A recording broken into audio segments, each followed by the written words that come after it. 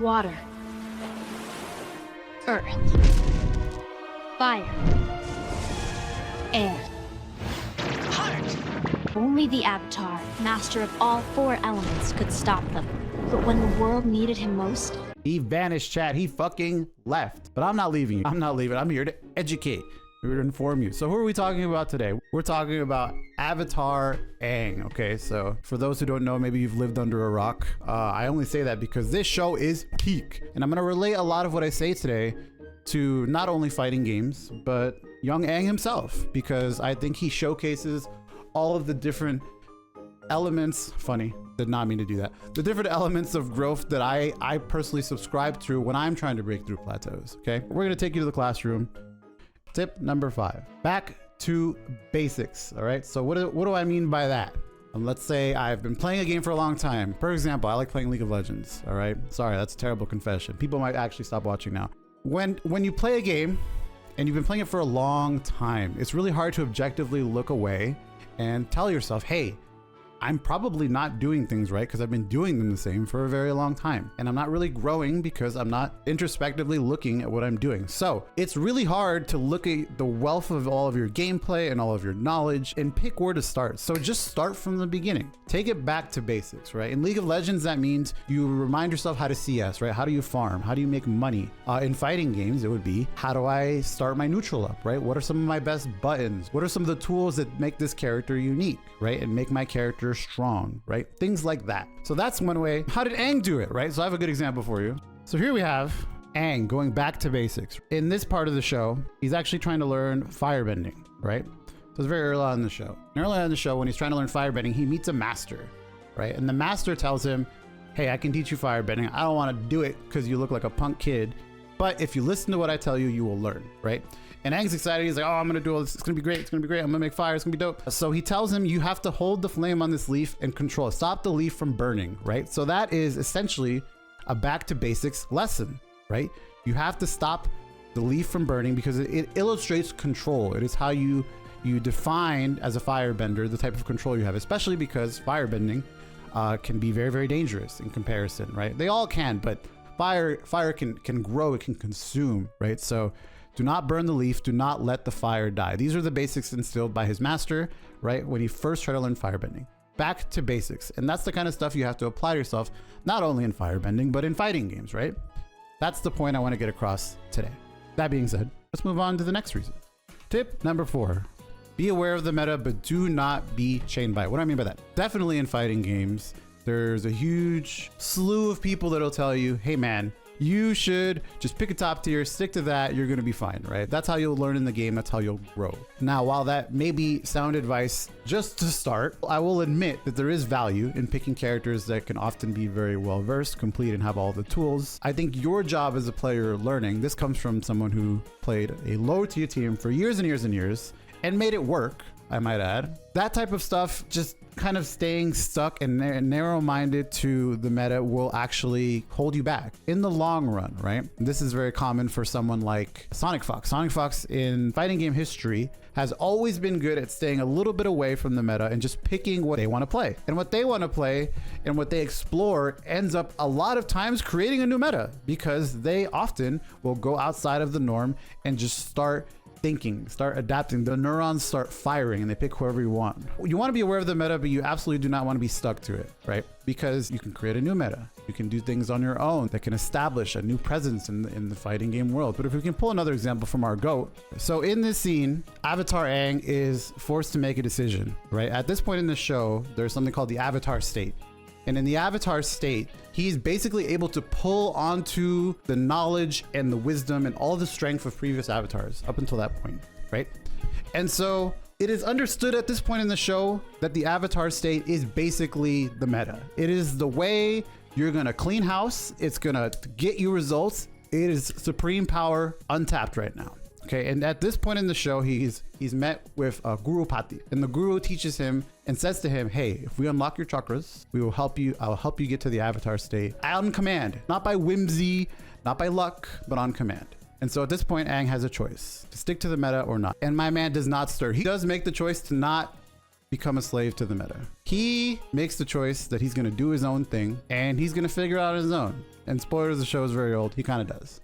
Tip number 3, practice, but be deliberate. What do we mean by that? Now, I'm someone that loves to grind games, right? So I come from the old school of thought of growth, if you will, from fighting games, whereas you would sit in a room, you would lock yourself in with another player. This was all consensual, by the way. And you would play games for hours. I mean, hours, bro. Okay, so I remember specifically playing Marvel 3 first to 100 against a 5-ram player, one of the worst decisions of my life. So you play games and you play and you practice and you grind. You're a grind mentality gamer, right? You lock the fuck in. You do this with any game, but for me it was Marvel 3, and I would say it brought me to great heights. I did get to practice a lot. I got to make sure all of my rotations were good, my assist calls were on point, but I don't recommend it to everyone, right? I don't think it's a very efficient way to actually practice. And I can say that as someone who's been at the highest stage, the lowest stage, my lowest point and my highest point. The returns from sticking yourself in a room and just grinding the games out are just a little hard. It's a little hard. It's also not realistic. Not very many people can play that many games back to back to back to back to back, especially in our current day and age, right? So practice needs to be a little more deliberate than that. By deliberate, I mean you pick things you want to work on, tell yourself what you're going to do, you set a goal for yourself, right? Every match doesn't have to have a dub attached to it. The dub is a byproduct of all the things that you practice. So you need a small goal, something deliberate. To finish off reason 3, let's pull up a clip from our GOAT. So here's some context. All right, so Avatar Aang is learning earthbending, okay?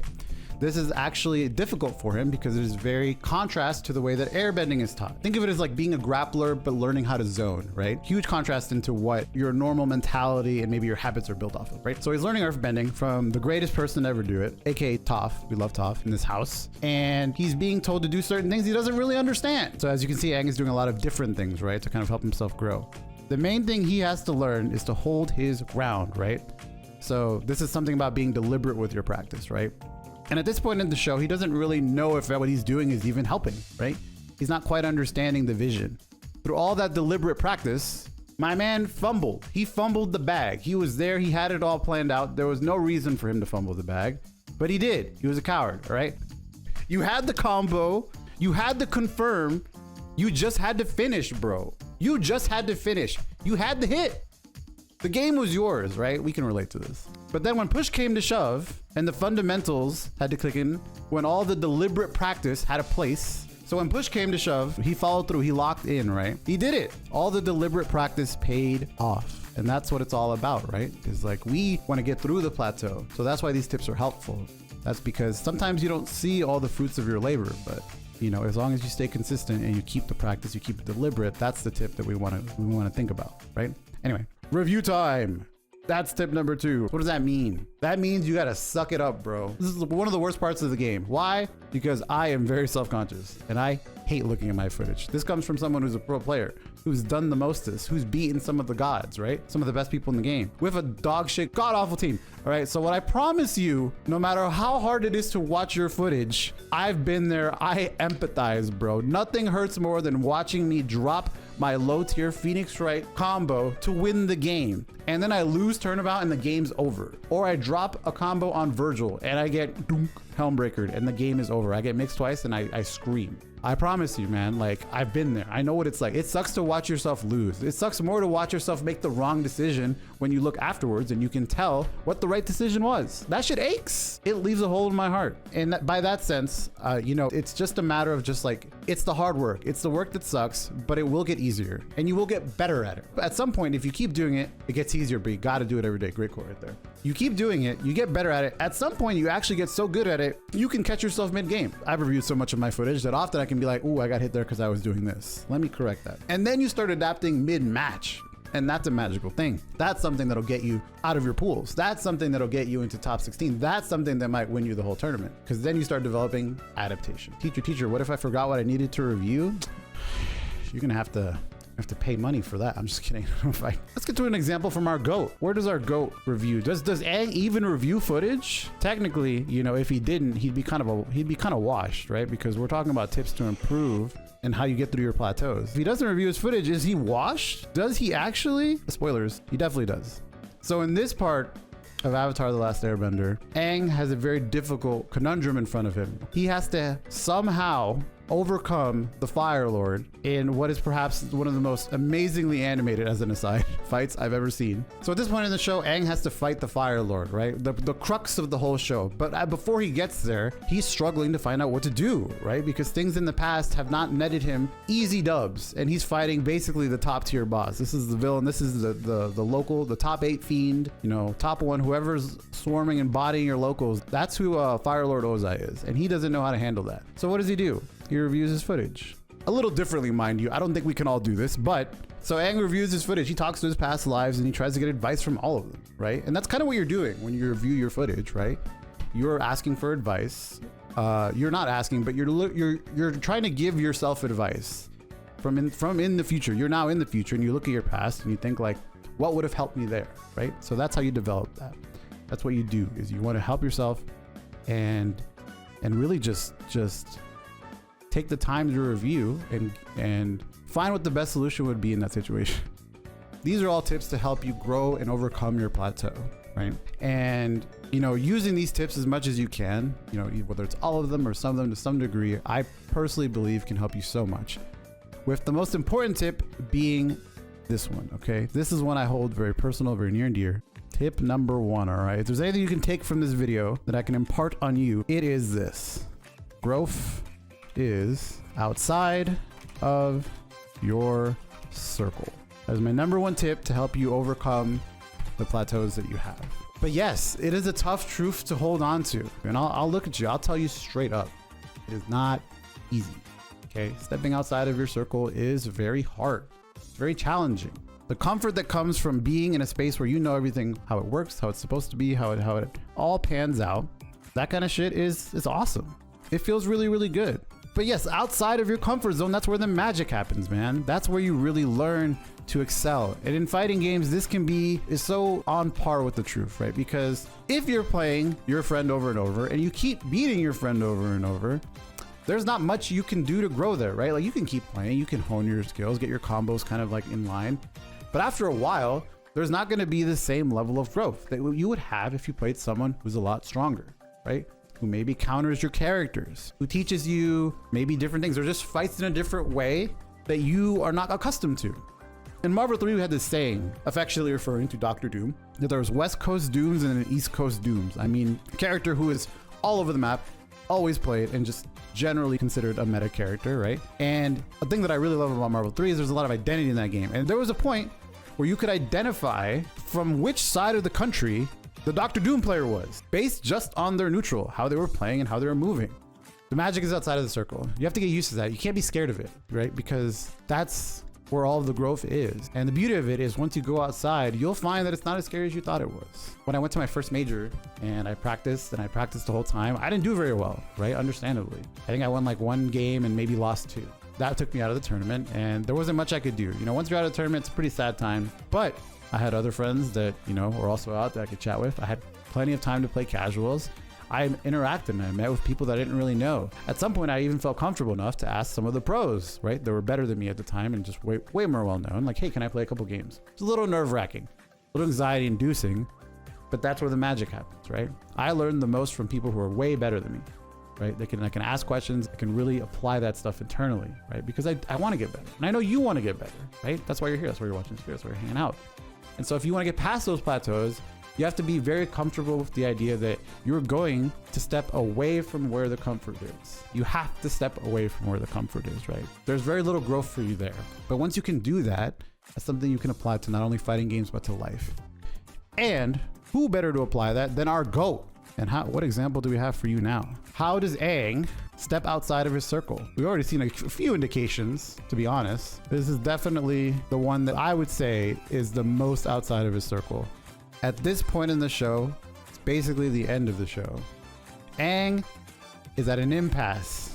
He does not want to kill the Fire Lord, right? That is against his code, is against basically his religion in a sense, and everything he stands for, his whole ethos. So he has to find a solution that is more in line with how he wants to play the game, how he wants to live, right? And so he's looking for inspiration. We saw in the last tip that he was asking even his past selves. He was reviewing footage, but he didn't want to stop there because that wasn't enough. He didn't get the answer he wanted, right? So he stepped outside of his circle. And I can think of no better explanation or example than when he spoke with someone pretty much outside of his circle. Anyone's circle, for being real. TLDR, he learns energy bending from a lion turtle. He steps outside of his circle, he learns something totally new tech, takes it down, learns it, adheres to it, and takes down the Fire Lord, right? That's how he does. He does it his way, he plays his meta, and as a Phoenix Wright main with Doctor Strange and Captain America, I want to win how I want to win. And when I do, it's going to be fucking dope. And that is the end of the video. Thank you guys so much. If you have any questions, I'm down to answer it. I hope you guys enjoyed that. If you like what you heard, let me know. Feel free to support through the Patreon. That's the best way you can do that. Or just let me know in the comments if you like what you saw. And if you want to see more of this, okay? Teacher, can we go out to eat now? Absolutely not. Absolutely not. Nope, you're done. You're trapped. Hold it! I just want to give a huge shout out to my patrons. And if you want to support the House of Justice and all of the House of Justice endeavors, as well as the people behind the scenes, editors, artists, please consider supporting through the Patreon.